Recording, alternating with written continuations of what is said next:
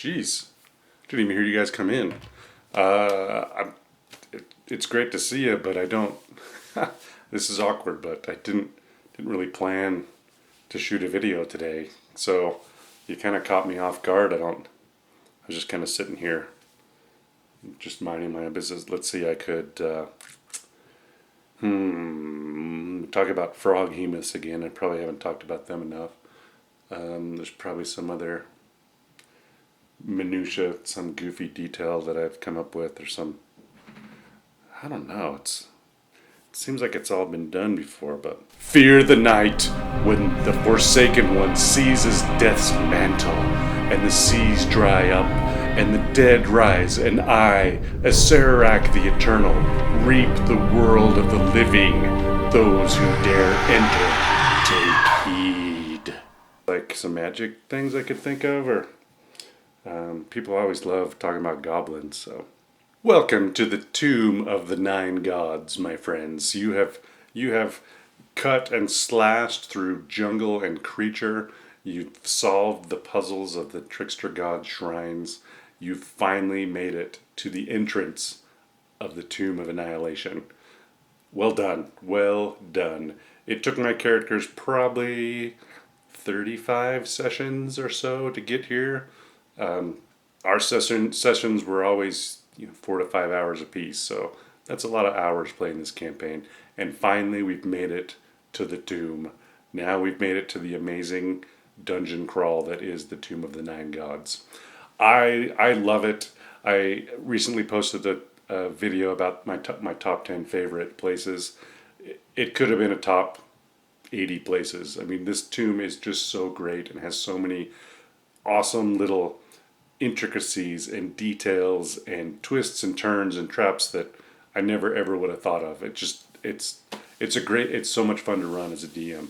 And really, when you think about it, you think about how many things I complain about and tweak and feel like aren't quite well written or fleshed out, that I've only come up with maybe a dozen things that I would change or update in this tomb. That's a pretty big deal. That shows that either I'm getting lazy or it was just a really, really well written dungeon to start with. Make sure you study this dungeon all the way, every floor of this dungeon, because right from the start, your players could go from level 1 to level 4 in a 30-second turn. They'd go down the stairs. They could be in any level. So you've got to know every level, how they all connect. Most of the tomb they kind of have circular pathways, like places connect in different ways. Prepare if they're going to go left first, they're going to go right first. You've just got to know everything about it. So do your studying, make sure that you're prepared to give them the coolest experience ever. They've earned this dungeon crawl, and you got to make sure as a DM that you run it just the way it's supposed to be, and make it just as terrifying and bewildering and treacherous and deadly as it possibly can be. So let me tell you some of the things that I changed, that I kind of updated, and nothing major, really. Like I said, nothing major, but these were things that I think helped add some excitement and some spice, clarify a few things so that it's a little easier for players to understand what they need to do, and just make it my own, fit it to my players, and have a great time. So first off, let's start in Area 1 of the Tomb of Annihilation. This is Chapter 5. All of Chapter 5 is the tomb. Area 1 is outside the tomb, and it's the black obelisk. So there's a big, right in front of kind of the nondescript entrance to the tomb, there's this black obelisk with Acererack's warning on it, and I can't seem to remember how it starts. Maybe it'll come to me at some point. It's kind of obscure, but if your players destroy the obelisk, there is a full-on devil inside of it, like a really powerful devil that comes out and fights them, which I think is hilarious, that whoever wrote this understood players enough that they thought somebody's probably just going to destroy this obelisk. It's kind of meant as a signpost. It has Acererack's original, his kind of preamble warning, and then his cryptic, hint warnings carved into it. It's meant to mark the area. But the Wizards of the Coast and the people who helped write this knows enough that some players are just going to well, it's there, let's break it. So if you break it, big old nasty devil comes up out of it. In my campaign, if you'll remember, in this video, I talked about some NPCs that I created. The big main group of guys that I created is called the Freak Squad. And this is a kind of the competing party to the player party. And they're always kind of one step behind. They're always kind of following in the footsteps of the player party. And that is how this is the final encounter with them. The party finally shows up to the tomb with all 9 cubes. They're ready to enter the tomb. And that's where the Freak Squad's waiting, because they know that if they wait long enough, the players are going to do all the dangerous stuff and bring all the keys right to them. So there's a big, huge, epic fight here. It was a lot of fun. The Freak Squad was always a level higher than my players, so they always had a little bit more tricks going on. It was a pretty epic fight. And if you have any kind of confrontation like that, make sure that something happens that obelisk falls over. Because there's nothing more exciting than 2 groups fighting each other and then entering a third terrible group that wants to kill them both. So then they all have to decide who they're fighting and what they're doing.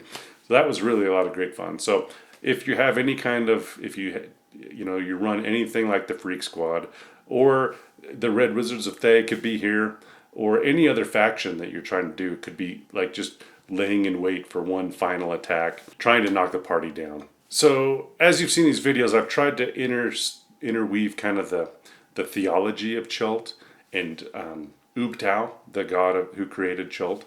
So I feel like, the theology that we've talked about before, Ubtao created Chult and the dinosaurs and everything, and raised his people and, was their god, and then they became, barbaric and bloodthirsty, and they turned away from him. So Ubtao actually left and abandoned Chult. That's when the trickster gods came in. That's where Acererack came in and was able to fill that void and do what they wanted in the creation. So I always kind of thought that, Ubtao's not dead. He's just he's left. He's abandoned his creation. So I always kind of thought in the back of my head that he would be watching all these events. He would hate to see what's happening with all the undead and with Acererack and the tricksters. He would hate to see that kind of thing. So before they go into the tomb, I have them have this vision of Ubtao, and he appears to them, gives them warnings, gives them gifts, gives them things that will help them in the tomb. Here are the things that I had Ubtao give them as they went into the tomb. So he's the one who tells them about the spells. There's a great section, make sure you read it, of the tomb that says how different spells work in the tomb. And they're all built to you can't escape the tomb. So it's all like you can't teleport out, you can't plane shift out. All these different kinds of spells that would normally allow you to cheat your way in or out or around traps they don't work. They still work, as in you can still Misty Step or you can still teleport within the tomb, but you can't get out and start over. Like you can't go and get hurt and then go back out and camp and then jump back in. Anyway, so Ubtao explains that to him. He just, in a way that, Acererack has cursed this tomb. Spells that normally would work to help you escape don't work. Be careful how you use magic. He gave them a potion. It's a potion that I kind of created. I'm sure it's been created before in some form, but it's effectively a long rest in a potion. So I've told you before, I really limited long rests in this campaign because I wanted them to really feel the deprivation of having all of their full spells and all of their full health and activities and all that kind of stuff. This is a very difficult trek. There's just something lame about knowing that you're always going to get a long rest, so you just blow all of your best spells and all of your, action points, or all of your, whatever it is, all your bardic inspiration, all the economic things that get used up. Knowing that, why not? If you're in an encounter, use it all, because after it you get a long rest and have it all again. I really wanted them to be able to really feel that, like, this is a trek. We don't have all of our resources. We got to be real careful. He gave them a long rest in a bottle, which is pretty great. He gave them an immovable rod, which is, if you think about it, a really incredible tool for dungeon delving. He gave them a bag of magic sand. So look that up. You can kind of make platforms out of it. So there's a lot of places in the tomb where you're going to need to get across big spaces. So magic sand's pretty awesome. Then he gave them more information about the actual Atropol, the death god that Acererack's trying to nourish with the soulmonger. Oubliette tells them the whole story that, Acererack found this basically dead god in space floating around. He's trying to revive it by feeding it souls that he captures through the soulmonger. His plan is, Acererack doesn't want to be a god, but why not control one? So everything, the tomb, the soulmonger, everything that's around. Quiet, vicious doggery. So loud. I'm trying to film a video here, pal. Just be quiet. You're fine. So he tells them that whole story. So he gives them all these kind of final pieces of the puzzle of why the death curse, why all of this stuff is going on, and tells them very, very upfront, and I tried to be clear as I could without telling him, but destroy the soulmonger. No matter what happens, the soulmonger must be destroyed. If the soulmonger doesn't go down, if it's not destroyed, then Acererack's plan can continue going if the party fails. If the party fails to destroy the soulmonger, they've kind of failed to do anything meaningful. So Oubliette's very, very clear about that. Second, the next kind of apparition, once they get into the tomb, and there's actually some cool hidden tombs and false entrances, that's kind of fun. But I have Withers show up. So Withers is one of the Omuans who had helped Acererack build the tomb, and he actually designed a bunch of the traps. And Acererack loved him so much and thought he was so great for coming up with these terrible, horrible traps that he's kind of given him, undead immortality. So he is the keeper of the tomb. He's kind of the overseer of the tomb, the concierge of the tomb, if you will. And he can show up in several different places, different times, giving different warnings. So I had him show up right at the start as kind of a hologram form. Didn't have him actually be there, but sort of an astral projection kind of thing, where he just talks about, there's only one way out of this tomb. Is at the bottom. There's no way out. You can't come and go. You can't do any of that kind of stuff. He talks about he's always going to be watching. You can't cheat. You can't do those kinds of things. You're going to be watched. And then third, the traps may be diabolical and they may be awful, but they're fair. And Acererack has given hints and clues on every level to help you through the traps. So there's as diabolical and as deadly and as instant death as some of these traps can be. Acererack isn't doing that just out of pure malice. He's actually giving you hints to try to avoid them. Some of the hints are very vague, and some of the hints you don't get till afterwards. But at least he wants to project at least the idea that he's being fair. If that makes sense. And then lastly, Withers is very grateful for the players because the more valiant the soul, the more epic his journey through the tomb, and the further you get in the tomb, the more valuable your soul is to the soulmonger. So while Acererack wants you to die and is sure you will, he also wants you to give it your best and get as far as you can, because that's a more delicious soul for the soulmonger, which is really creepy. All right, so then there's also ground rules. So I gave extra ground rules to the tomb. So number one, long rests have a 70% chance of being interrupted by, tomb dwarfs or tomb guardians or any kind of other enemy. So it's very, very difficult to rest in the tomb. The way they can combat that is every player that doesn't take a long rest and stands guard reduces that 70% chance by 5. So if you have 3 of your characters, then there's only a 65% chance that you're going to get attacked, which is still a pretty high chance. And every time they'd want to do a rest, I'd say, okay, who's not resting? And then I would roll a percentage dice, and whichever number it is. And if their rest was interrupted, then nobody got to rest, and then they'd have to fight off whatever happened. So it's very difficult to long rest. There are 2 or 3 places in the tomb that I provided that they can rest in, and we'll go through those. But like if they just had a big fight and they want to try to long rest in the hallway or in some room, it's a lot more difficult than it would be. There's just a really high chance that they're going to get attacked. Kind of like what Withers just said, they're always going to be watching them, and they don't want them to get an extra advantage. Any kind of spell or effect or disease or whatever that affects your max hit points, that spell's permanent. So that effect is permanent. If you have any kind of, there's a mummy in the tomb and there's a couple of the different things that they attack your max hit points, you can never get those back. You can't cure them out, you can't restore them out, you can't rest them out. If you get -10 to your max hit points is -10 for the whole rest of the tomb. That's a big deal. So another thing I did, and as I describe these, man, I just feel like the meanest DM ever. But you have to be. This tomb deserves all of the threat. Do not nerf it. Make it terrifying. So if ever they fell unconscious, if they went to 0 hit points and were brought back up, then that player would have to roll on the lingering injury table.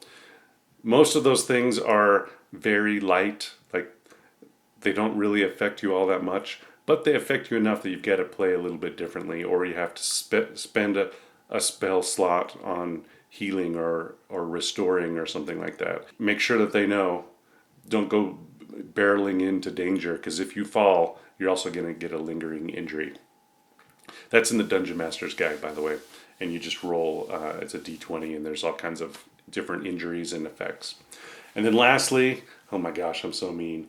So lastly, death saves got harder because you're so close to the soulmonger that as you're trying to, keep your soul in, it's trying to rip it out.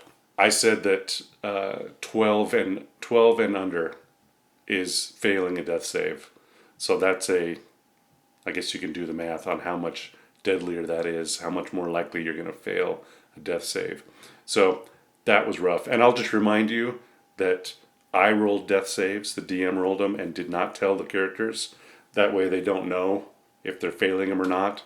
And so that was my little way to remove the metagame of, okay, that guy's down and bleeding, but I know that he's had 2 successful death saves. I'm going to wait to go heal him. As opposed to now, if they don't know that, they can't seem to afford to assume that he's saved 2. He might have failed 2 and he's about to die. Just, it makes it a little bit more realistic that if you're going to save your guy, you got to save him. You can't just be like, oh, I've got 2 more dice rolls before I have to go help him. Anyway, so there's my super mean ground rules for the Tomb of Annihilation. I would recommend make them worse. Come up with something worse. Make it harder for them. This has got to be a place that they would never, ever, ever want to come back to. Make it difficult. All right, with all of that, like I mentioned before, every level has a hint, a Acererack's hint. There's a brass plaque on the grand stairway that gives you a bunch of hints. And it's actually really good for your players. You might want to give them a cutout so they don't have to write it down, so they don't miss all the word. Every word is very important in these warnings. So I would recommend, printing out little snippets of this and giving it to them so that they can look at it and study it. Because they'll start to realize how much each room in that level has a hint to it, and hopefully get through some of the more obscure puzzles. And I made a few changes to these hints to make them a little easier to understand. The first floor hints I didn't change at all. They're just great. The second floor hint I changed, and I'll tell you why, because we'll talk about it in a second. So the very last line of the second warning says, "Into darkness descend." And to me, if I read that, it almost says, it's almost telling you to descend into the darkness, all right? You might read it differently, but to me, if I were to read descend into darkness, that's like the imperative form, you descend into darkness. When in fact, descending into the darkness they're talking about is a terrible, terrible idea. It actually takes you to the floor below and drops you in the middle of a tomb. It's actually Injin's tomb. You're in the middle of this floor that's got all these trapped tiles, and you're absolutely helpless. Like you can't, because that tomb is ridiculously deadly. If you step on the wrong tile, all these locusts come out and just within a couple turns they skin you. You're dead, dead, dead, dead. So that hint seems super cruel and very misleading. So I changed it to bait descends unknowing. Okay, that seems really crazy. Here's why. So let me tell you about what I changed in this room. Room 18 of the tomb is called Devil's Pit. And there's all of these throughout the tomb. This open mouth green devil is a motif, a design motif. Most of the time they're on the walls and looking out at you with their gaping mouth, their huge mouth.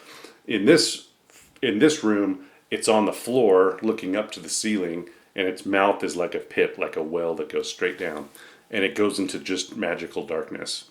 So if you read what Acererack wrote, it almost feels like, okay, what we've got to do in this room is go down in that hole, and you don't want to do that. One, it's just not a very great hint, and two, that player's going to die. Like they will die unless you really want them to. That player will die, and not a glorious death. Just I'm trapped and there's no hint, there's no warning. They'll try to walk out onto those tiles and they'll get killed. So I made it feel like they could climb down it if they want. Like if they want to put a rope down it, it's going to feel super deep. Like no matter how far they go or how long the rope is, it just keeps going and going. They're going down and down. And then eventually, if they look below, they'll see two pinpoints of light that get bigger and bigger and bigger and bigger and bigger. And, usually at that point they'll start climbing up the rope to get away from it. And what it turns into is a giant fish. Hence the bait descends unknowing. I feel like that's much more of a deterrent to going down this hole. You don't want to be bait and you don't want to do things unknowing. But your players will, my players did. So this giant, fish head is coming up. And I did a bunch of athletics checks to see if they could get up the rope, and they got harder and harder as you went to see if you can get up before this giant fish swallows you. It's kind of a spectral fish, so it's huge. And if they fail, or if they jump in without a rope, I had a character do that. Just, there's a hole, jump in, fall for 30 minutes, and then this giant fish. So what happens is if they get eaten by that fish, if they fail those tests, or if they just were dumb and jumped right in, then they get transported to the Oubliette, which is an area that is awful. It's just a room full of carcasses. This is the room where if you've done anything to try to break the rules on teleportation, like if you've gotten the rules, you're not supposed to teleport out, but you've still tried to teleport out, instead you get directed to this room, and it's just a small squared off room. There's no entrance, there's no exit, and it's just full of bodies. So there's other traps in here that send you to this Oubliette. It's awful. I get claustrophobic just even thinking about it. So there's a devil face on the wall, and there's two levers. I think it's in the nose and the nostril. And one lever, if you pull it, then you get teleported back to the start of the tomb. So you're alone right in front of the devil face that's in the first hallway. So then you got to make your way down by yourself through the tomb, and traps reset. Those tomb dwarves are working. That's the good one. If you pull the other lever, a sphere of annihilation basically comes out of the mouth, and everything in the room gets completely destroyed. There's no save, there's no nothing. This is a 50-50 permanent player death situation, which is just how this thing goes, man. It's just, you do the wrong thing. And really, if you jumped down this hole, this gaping hole, and just without any regard, I think you deserve a 50-50 possible player death. The other really great thing about this room is they pulled the right one and it teleported them back. If anyone shows up in this room again, it's switched. So if they do the right one again, then that's the instant death, which is so diabolical. Love it. So don't jump down gaping devil mouths, or bad things will happen. I shouldn't have to. I feel like I shouldn't have to say that out loud. I will say it out loud. Don't jump into devil mouths that are gaping open into the magical darkness. All right, so then we have the false tomb. This is the one where it's a much fancier tomb. It doesn't match what the trickster god tombs have looked like. And if you open the casket in the middle, then the room fills with wine, which is a really cool idea. That, you know, a lot of different players have spells that allow them to breathe underwater, not under wine. So it's a cool idea. It's just a ridiculously deadly encounter because it fills up and then wine weirds come down. So I think what I did was if they really perceive hard, there's a kind of a drain pipe at the top of one of the walls. So it will fill up and they will have to deal with wine weirds and not being able to breathe. But there is an easier way to get out that's visible, just so that they don't instantly die in there. But read your underwater combat, and read your suffocation, and read all that kind of stuff, because it's going to happen in that tomb. Next, let me talk real quick about the gravity ring and the mirror tomb. Man, this is just a rough one. It's such a great trick, and it's something that Acererack would totally do, but it would be so demoralizing to the players, because the way it works is there's this hallway that goes off and it curves up, and it's basically a ring shape, and as you walk up it, you kind of stick to the bottom, so you're walking zero gravity up into the top. So you walk all the way through it, and the idea is when you walk all the way through it, then you're back to the start, but you don't realize that you've been transported to another tomb, like a mirror of the actual Tomb of Annihilation.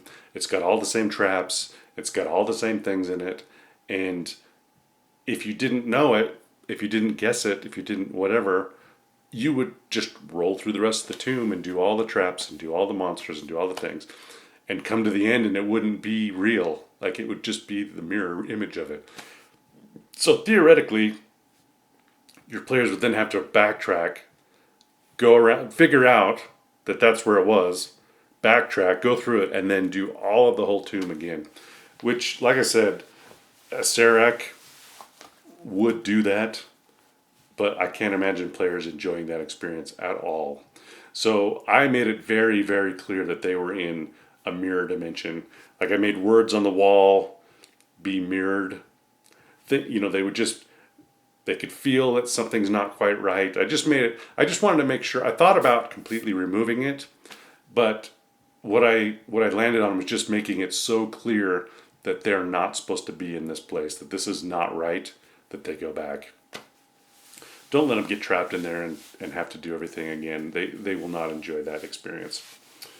There is a great area called the Scrying Pool, and it feels like that's the surveillance center where Withers could come out, and he looks into this pool and he can see through the eyes of every tomb guardian or tomb dwarf that's in here and just see what's going on.